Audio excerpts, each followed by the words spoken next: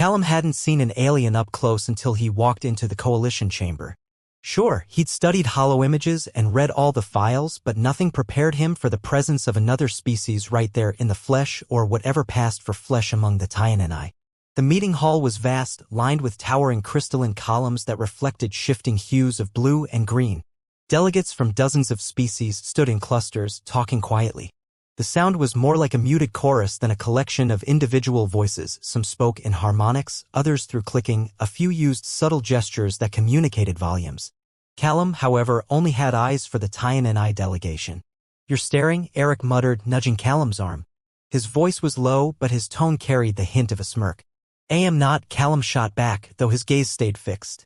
The Taiyanenai were striking, tall, their blue skin shimmering under the chamber lights. They moved gracefully as if every step was part of a well-rehearsed dance.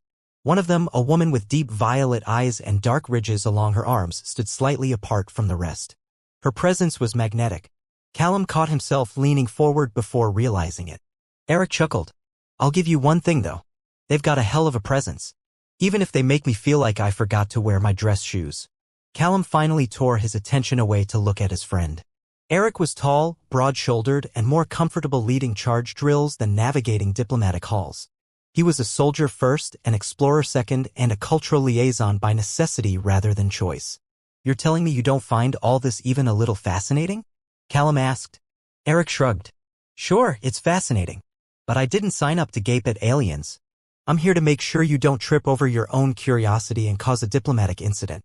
Before Callum could reply, a chime sounded, drawing everyone's attention to the raised platform at the center of the chamber. A coalition official, human, stepped up and began the introductions. The Taiyanenai representative was introduced simply as Zara with no title or rank. She inclined her head slightly when her name was called, and Callum felt a strange jolt of recognition even though he'd never met her. As the procedural discussions began, Callum and Eric made their way toward the back of the hall. They weren't directly involved in the opening talks, their role was more observational, at least for now. Callum couldn't help glancing toward Zara every so often. Her eyes met his once, briefly, but enough to make him feel like she'd read his entire history in that one glance. "You got that look," Eric said, leaning closer. "What look?" "The one that says you're about to do something reckless." "Don't get any ideas." "I'm not planning anything," Callum protested. "I'm just curious," Eric finished for him. "I know. Just remember why we're here." Callum sighed. "You don't have to remind me. I'm not going to embarrass Earth in front of the entire coalition." "Good," Eric replied, though his tone was far from convinced. The meeting dragged on. Callum tuned out most of the standard trade talk and planetary resource negotiations. When it was finally over, the delegates began to disperse. Zara lingered near the exit, speaking quietly with another Taiyanenai. Callum hesitated, then squared his shoulders and made his way over. "Callum, no," Eric hissed, but Callum ignored him. "Excuse me," Callum said as he approached Zara. The other Taiyanenai gave him a once-over before walking away, leaving Callum and Zara alone. Well, as alone as one could be in a room full of alien dignitaries. "Yes." Zara's voice was calm, her expression unreadable. "I just wanted to say I really admire the way your delegation handled today's session," Callum began, fumbling slightly. "You seem to have a strong sense of coordination." Zara's lips curved into a small smile. "Coordination," she repeated. "An interesting choice of word. Are you a student of diplomacy, Mr. Callum?" "Just Callum," he said quickly. "And no, not exactly. I'm more of a cultural observer. Here to learn, mostly." "To learn," she echoed, studying him.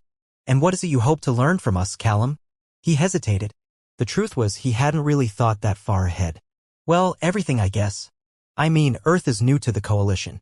There's so much we don't understand yet about how other species live, think, connect.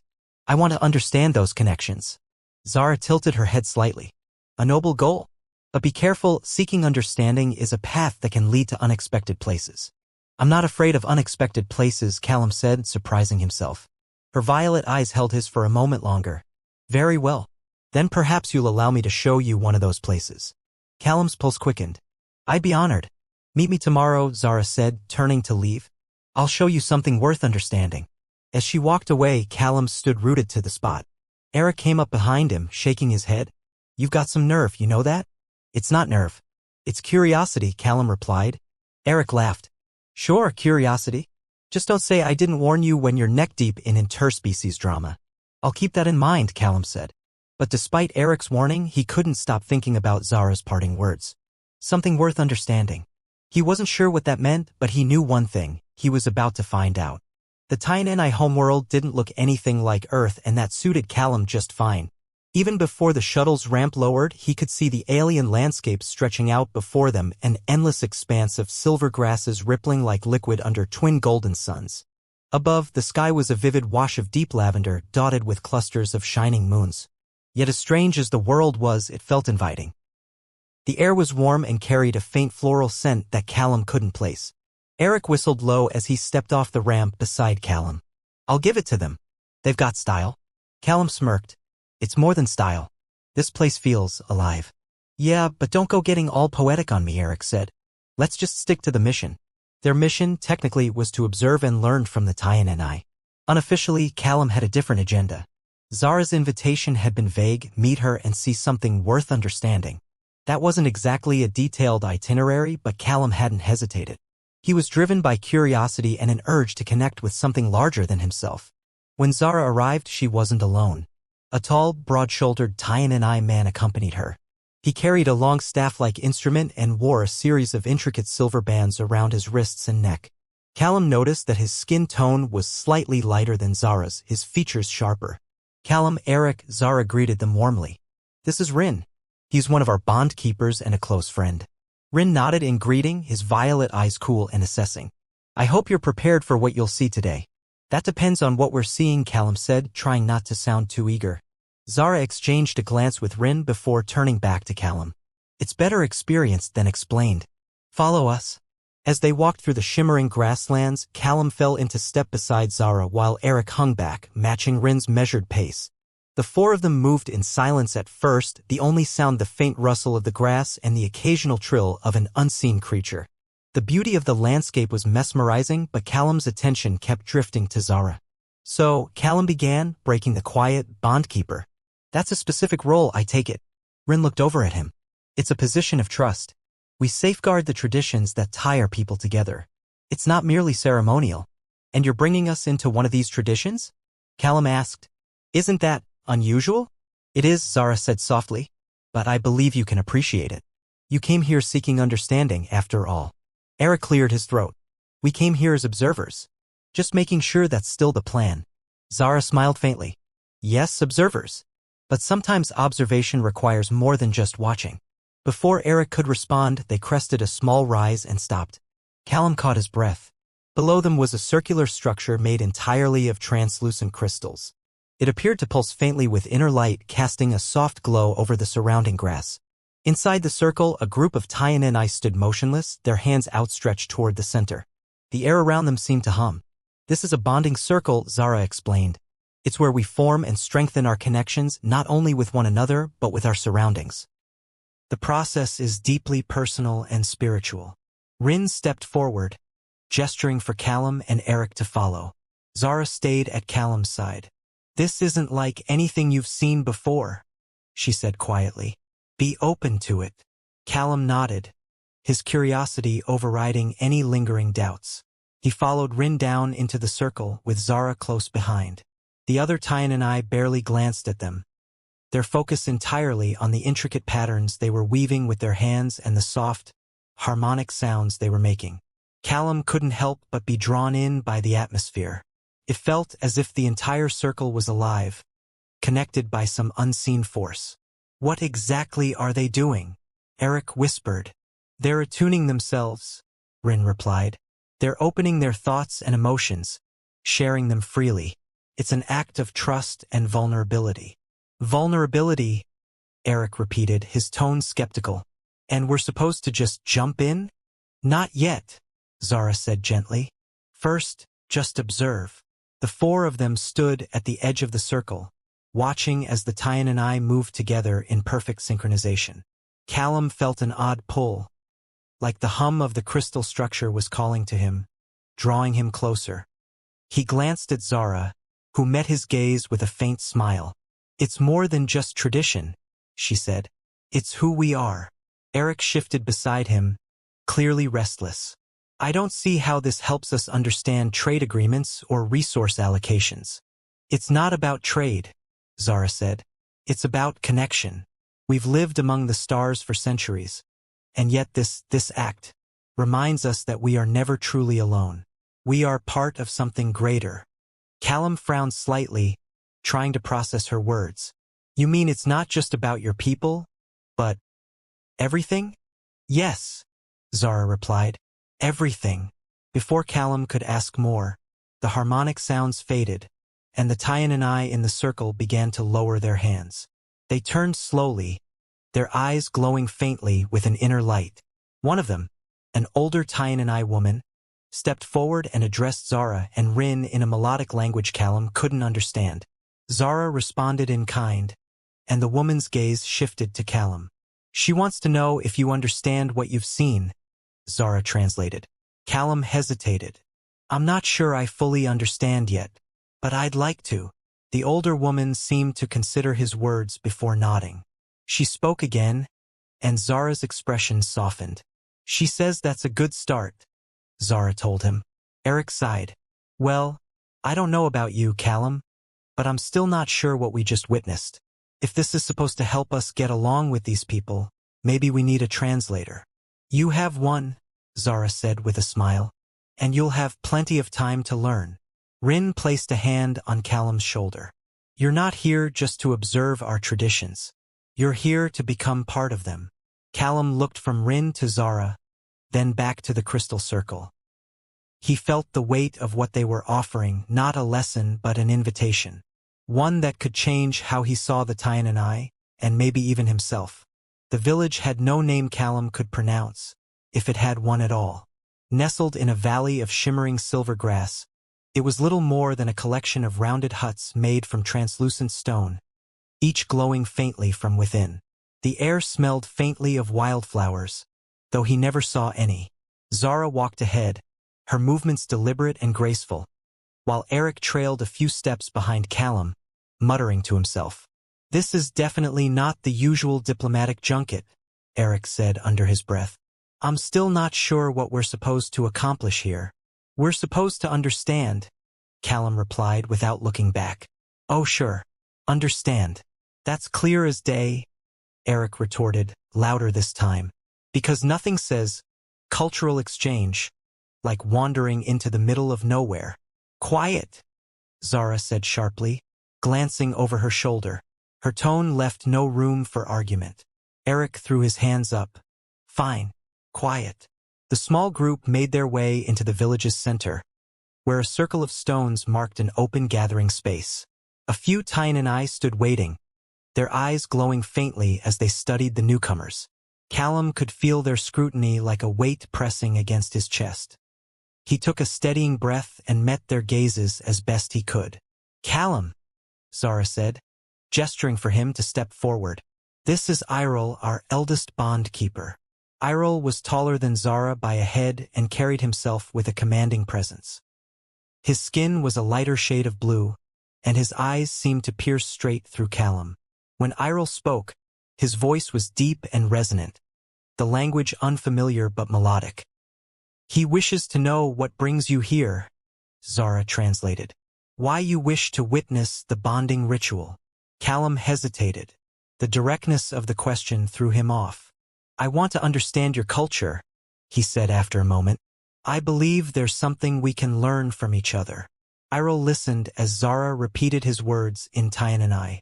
Then he tilted his head slightly, as if considering the weight of what Callum had said. He spoke again, and Zara's expression softened.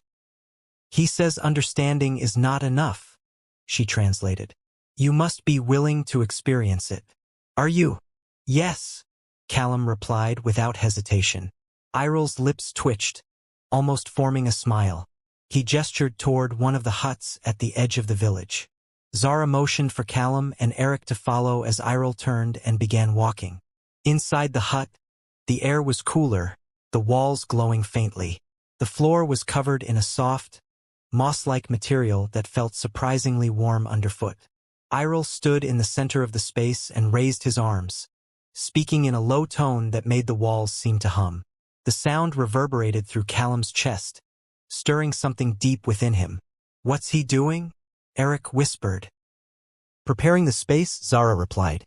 You'll see. Iroh finished speaking and lowered his arms. He turned to face Callum and said something else. Zara hesitated before translating. He asks if you're ready to share your thoughts and feelings openly. Callum blinked. Like, out loud? No, not out loud. The bonding ritual allows for a direct exchange of thoughts and emotions, Zara explained. It's difficult to describe, but it's not something you can fake or hide. He wants to know if you're willing. Callum felt his stomach twist. The idea of exposing his inner thoughts to these strangers was daunting. But he'd come this far. I'm willing, he said. Iroh nodded once, his expression unreadable. He reached into a pouch at his side and withdrew a small, crystal-like object that pulsed faintly in his hand. He held it out to Callum and spoke again. He says you'll need to hold this during the ritual, Zara explained. It's a focusing stone. It will help guide the connection. Callum reached out and took the stone, surprised by how warm it felt. The moment his fingers closed around it, a faint vibration ran through his hand and up his arm. He glanced at Zara, who nodded reassuringly. Iroh stepped back and motioned for Callum and Eric to sit on the mossy floor. Zara knelt beside them, her gaze steady. Iroh spoke once more, his voice low and deliberate. The ritual will begin soon, Zara said. Close your eyes and focus on the stone. Allow your mind to open. Let the connection form. Callum glanced at Eric, who looked deeply skeptical. Just go with it, Callum murmured before closing his eyes. At first, all he felt was the faint pulse of the stone in his hand. Then, slowly, a warmth began to spread from his chest outward as if his heart was radiating light.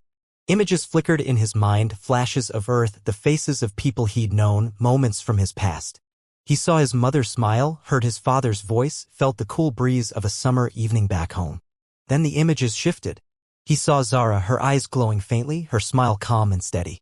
He felt her presence, her thoughts brushing against his own like a gentle tide. There was no language, no words, just a sense of understanding. She wasn't reading his mind, she was sharing a part of herself, and he was doing the same. He felt her curiosity about Earth, her wonder at the vast oceans and sprawling forests he had taken for granted. He felt her hope that their people could learn from one another. And beneath it all, he felt a deep, unspoken loneliness, a longing for connection that mirrored his own. When he opened his eyes, he saw Zara looking at him, her expression soft. Eric sat beside him, his face unreadable. Iroh stood in the center of the room, watching them both closely. That, Callum said, his voice hoarse, was incredible. Zara nodded. It's only the beginning. Eric rubbed the back of his neck. That was different. I'm not sure what I just felt. You felt connection, Zara said simply. Now you understand what we mean when we say we are never truly alone. Callum glanced at the stone in his hand. It no longer pulsed, but it still felt warm.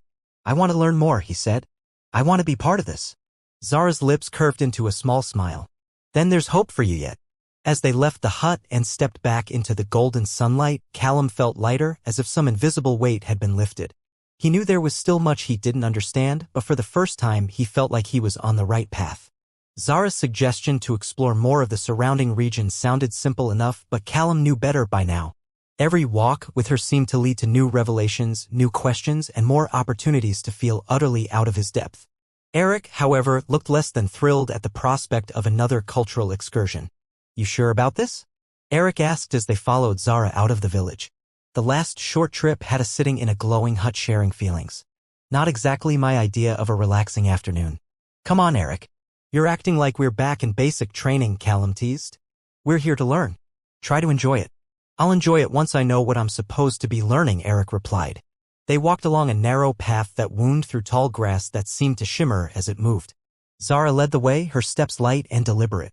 Callum tried to match her pace, occasionally glancing back to make sure Eric was still following. You don't have to worry, Zara said without turning around. Today will be less intense. Good to know, Eric muttered. Zara glanced at Callum. Your friend isn't as curious as you are, is he? I'm curious, Eric said defensively. Me translucent crystal-like material that seemed to be everywhere on this planet. One Taiyan and I noticed their arrival and waved them over. This is Oren, Zara said, introducing them to a tall, lean Taiyan and I with a serious expression. He's one of our artisans. Oren nodded in greeting. You're the humans, he said, his voice calm and measured. Zara says you're interested in understanding our ways. That's right, Callum said. We want to learn as much as we can. Oren tilted his head slightly. Then help me with this. He handed Callum a tool, something between a chisel and a scalpel, and motioned to a slab of crystal on the ground. It shimmered faintly, catching the light as if it were alive. We're shaping these for the next bonding ceremony, Oren explained. They'll channel energy more efficiently if the cuts are precise. Wait, Eric said. You want us to carve these? We don't even know how. Oren raised an eyebrow. You've worked with your hands before, haven't you? Sure, but not on glowing alien rocks, Eric replied. It's not about skill, Zara said, stepping in. It's about intent. The material responds to your focus. Callum knelt beside the slab and studied it. So we just cut? Focus on what you want it to become, Oren said. Let your hands follow your thoughts. Callum hesitated, then pressed the tool gently against the crystal. It felt warm to the touch, almost like it was alive. As he began to cut, he noticed the blade moved more smoothly when he concentrated on a clear image of what he wanted to achieve. The crystal didn't resist, it seemed to guide his hand. You're a natural, Oren observed. Most take much longer to find the rhythm. I'm just following your instructions, Callum said, though he couldn't help feeling a small surge of pride. Eric watched, his arms crossed. You really think this helps us understand anything? Try it, Zara said, handing him a tool. Eric sighed heavily, then crouched down beside another slab. He started cutting with more force than finesse, and the crystal made an unpleasant scraping sound. Oren winced but said nothing. Maybe you need to relax, Callum suggested, trying not to smile. I am relaxed, Eric said through gritted teeth. You're fighting it, Zara said. Let it guide you. Eric stopped and stared at the slab. He closed his eyes for a moment, then started again, this time with slower, more deliberate movements. The sound smoothed out and the crystal began to take shape under his hands. There you go, Oren said. Much better. As they worked, Callum found himself falling into a rhythm. The act of carving became almost meditative. He glanced at Zara, who was shaping a piece of her own. Her hands moved with practiced grace and her expression was serene. This is not what I expected, Callum admitted. What did you expect? Zara asked without looking up. I don't know. Something more abstract. But this is so tangible. That's the point, she said. Understanding is not just about words or ideas. It's about creating something meaningful. Eric snorted softly. You sound like my old drill sergeant. Zara smiled faintly. Was he a wise man? More like a pain in the ass, Eric replied, but there was no malice in his tone. The sun, or suns rather, began to set as they continued their work. The light took on a golden hue, making the crystal pieces glimmer even more. Oren eventually called a halt and inspected their creations. Not bad, he said, holding up one of Callum's pieces. You have a good instinct for balance. Thanks, Callum said, feeling a little embarrassed by the praise. Eric's piece was rougher, but Oren nodded approvingly. You have strength. That's useful too. I'll take that as a compliment, Eric said. Zara stepped back, looking over the group's work. You've done well. These will be part of the next ceremony. Callum turned to her. And what does that mean for us? It means you've taken a step closer to understanding, she said. And perhaps to belonging. Eric stretched and groaned. If belonging means more carving, count me out. Zara chuckled softly. There's more to it than carving. As they made their way back to the village, Callum found himself walking alongside Oren. Can I ask you something? He said. Of course, Oren replied. What made you want to become an artisan? Oren was quiet for a moment, his expression thoughtful. Creating is how we connect, he said finally. When we shape these pieces, we're not just crafting objects. We're building links between ourselves, our people, and everything around us. It's hard to explain in words. I think I get it, Callum said. And for once, he wasn't just being polite. He really did feel like he was starting to grasp what the Taiyan and I were all about. Eric fell into step beside them. So, what's next? He asked.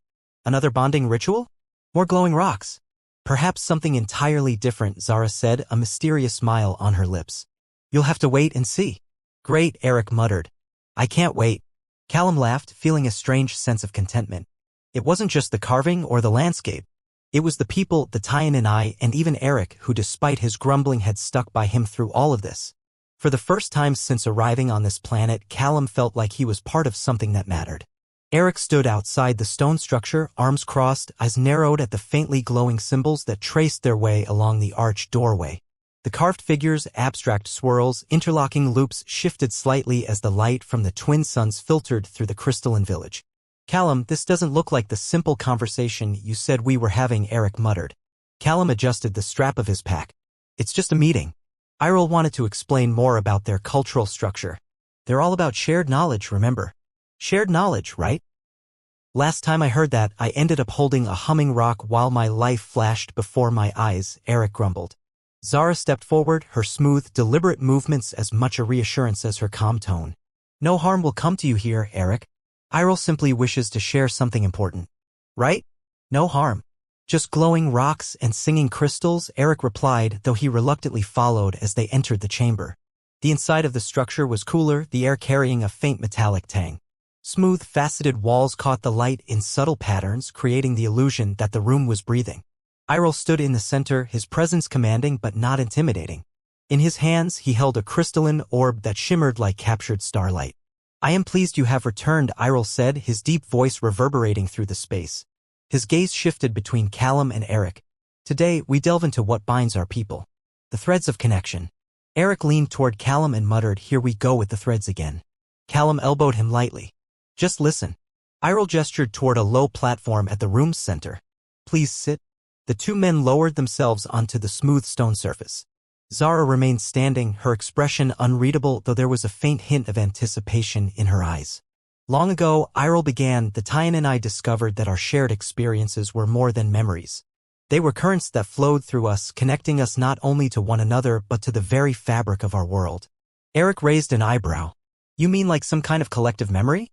"Not memory," Zara corrected gently. "It is a living bond.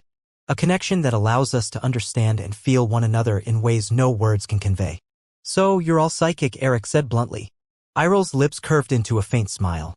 "Not psychic. Symbiotic. Our thoughts, our emotions, they resonate. When we come together in the bonding rituals, we strengthen that resonance, allowing us to act with a unity of purpose." Callum nodded, thinking back to the earlier ritual. He remembered the strange, comforting sense of connection, the way Zara's presence had felt as natural as his own heartbeat. "And that's what you want us to understand?" "Yes," Iroh said. "It is why Zara has brought you here. You must see what it means to truly share yourself." Eric exhaled loudly. "Let me guess. Another glowing crystal?" Iroh held out the orb in his hands. "This is not a crystal. It is a conduit." "Conduit to what?" Eric asked, arms crossed. "To one another," Iroh replied simply. Callum felt his pulse quicken as Iroh stepped closer. The orb seemed to hum faintly, not audibly but just at the edge of his awareness. "What do we have to do?" Callum asked. "Take it in your hands," Iroh said. "Focus on the person next to you. Share a memory, a thought.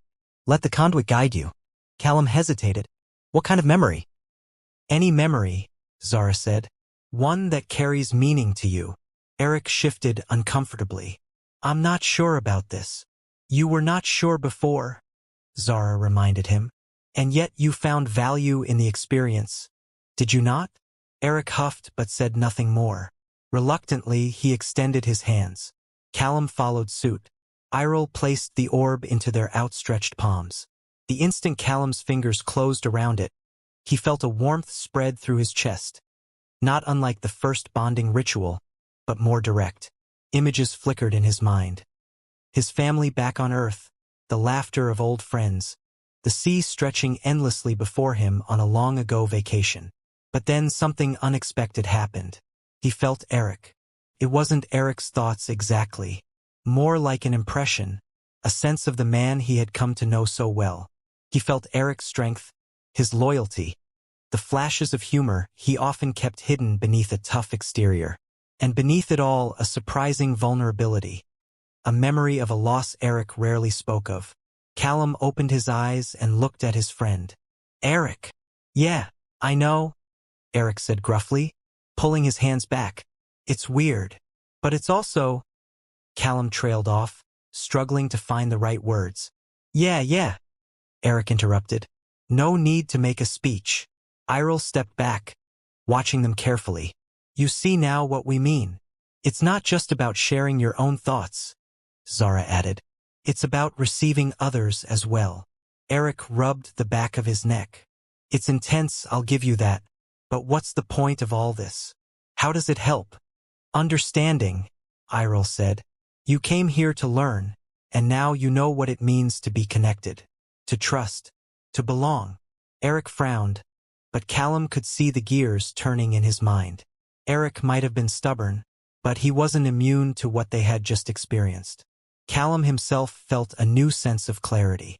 The Taiyan and I weren't just showing them rituals for the sake of it. They were demonstrating the power of connection. As they left the chamber, Callum fell into step beside Zara. "I think I understand what you were trying to show us," he said quietly. It's not about the rituals themselves. It's about the bond they create. Zara nodded, her expression thoughtful. You're beginning to see, but there is more yet to learn. Eric muttered something under his breath, but when Callum looked back, he saw a faint smile on his friend's face. Even if Eric didn't admit it, he felt it too. For the first time, Callum felt like they were truly part of something larger. Zara stood at the edge of the shimmering forest, the glow of the twin suns catching on the crystalline leaves. The scene was stunningly beautiful, but Callum couldn't shake the tension in her shoulders. Is something wrong? He asked, stepping closer. It's time, Zara said quietly. The council has reached a decision. They want to see you and Eric together. See us? Eric raised an eyebrow. What does that mean? It means they want to understand what you've learned, Zara explained. They'll ask you to share your experiences to show them how you've changed since arriving. Is this another ritual? Callum asked. Not exactly, Zara replied.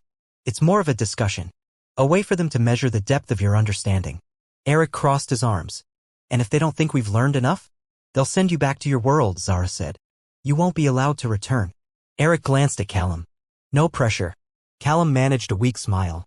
We'll just have to show them what we've got. Zara led them to the council chamber, a vast, circular space with walls that seemed to hum faintly as they entered. The council members were already seated in a semicircle. Their expressions were calm, unreadable, but their glowing eyes betrayed a keen interest. You have been among us for many cycles now, one of the council members began, her voice low and melodic. We have watched as you experienced our ways. Now we ask, what have you learned? Callum exchanged a glance with Eric before stepping forward. We've learned that your people value connection above all else. That your rituals, your traditions aren't just ceremonial. They're a way of building trust, of understanding each other on a deeper level. Understanding, the council member repeated. And do you believe you have achieved that understanding? Callum hesitated, then nodded. Yes, but it's more than just understanding. It's a feeling.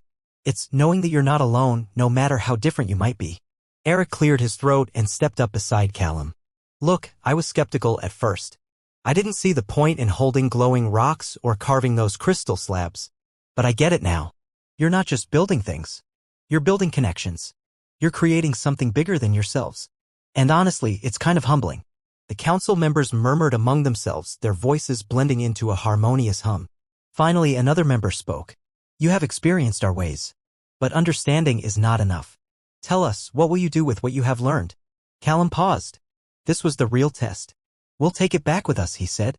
We'll show our people that connection isn't just something we talk about. It's something we live. It's something we can create. Eric nodded. Yeah, I'm not exactly the sentimental type, but I can see the value in what you're doing here. It's not just about you, it's about everyone.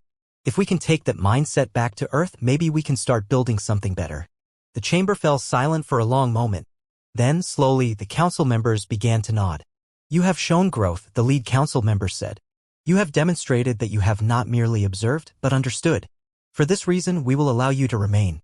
You may continue to learn and to share. Relief washed over Callum. He turned to Zara, who gave him a small, approving smile. Eric let out a long breath. Well, that's good news. Zara stepped forward, addressing the council. With your permission, I would like to continue guiding them. I believe they still have much to learn. The council murmured their agreement, and the lead member said, very well. Continue your work, Zara. As they left the chamber, Eric clapped Callum on the back. You handled that pretty well. Maybe you've got a knack for diplomacy after all. Don't get used to it, Callum replied with a grin. Zara led them back to the village, the tension in her shoulders finally easing. You both did well, she said. Thanks to you, Callum said. We couldn't have done it without your guidance. Zara's lips curved into a small smile. And I couldn't have done it without your willingness to learn. As they walked through the village, the crystalline structures glinting in the soft light, Callum felt a deep sense of gratitude. They had started this journey as outsiders, strangers fumbling through a world they didn't understand. But now they were part of something more, a connection that spanned not just worlds, but hearts and minds.